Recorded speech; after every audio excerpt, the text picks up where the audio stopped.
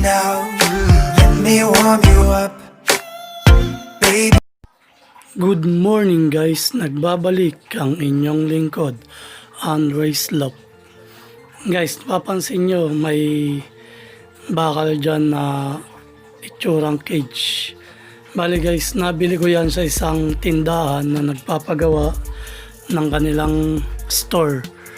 Bali guys, nakuha ko lang siya ng 300 pesos, ganyan na itsura niya. Bali, may mga kalawang lang pero nilinisan ko na lang.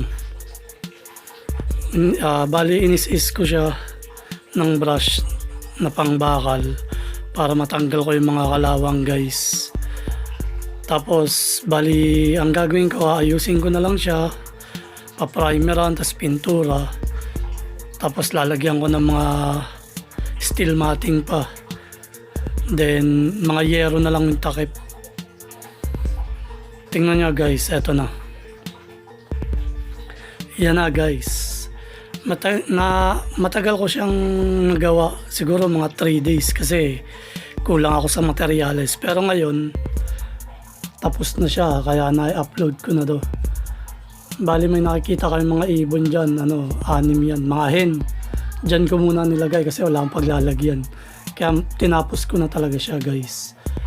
Bali ayan siya guys, tingnan nyo yung loob, silipin natin guys. Bali nilagyan ko siya ng pinto na paloob para pag palabas hindi makakalabas ang ibon yan. Parang lock niya yung pinaka steel matting. Tapos nilagyan ko na rin siya ng tungtungan, yung parang chicken wire pero plastic. Yan guys, na-primeran ko na rin, napinturahan. Medyo tapos na siya, konti na lang ang kulang yan. Yung sa kabila wala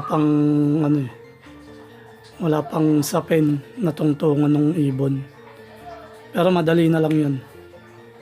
At least may ilalagay ko na yung mga magiging breeder ko dyan.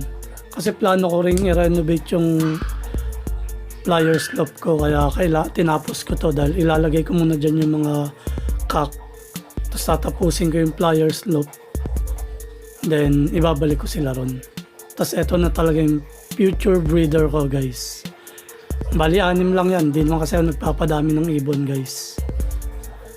Yan, bali 6 na butas lang yan. Tingnan nyo guys.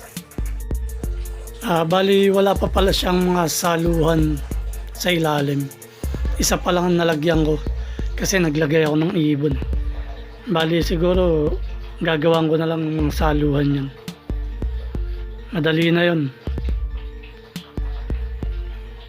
Plywood na lang siguro ilalagay ko guys.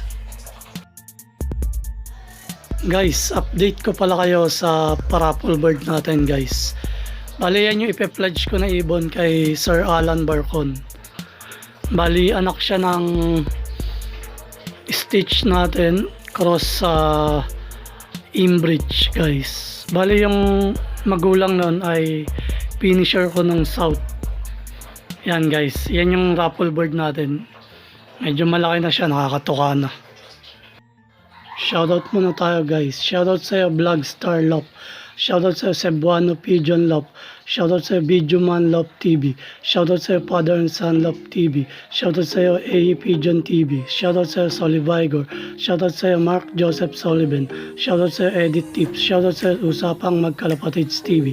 Shoutout sa'yo RJ Runs Vlog. Shoutout sa'yo NJ's Love Racing Pigeon TV. Shoutout sa'yo Bugoy Pigeon TV. Shoutout sa'yo Kamandag TV.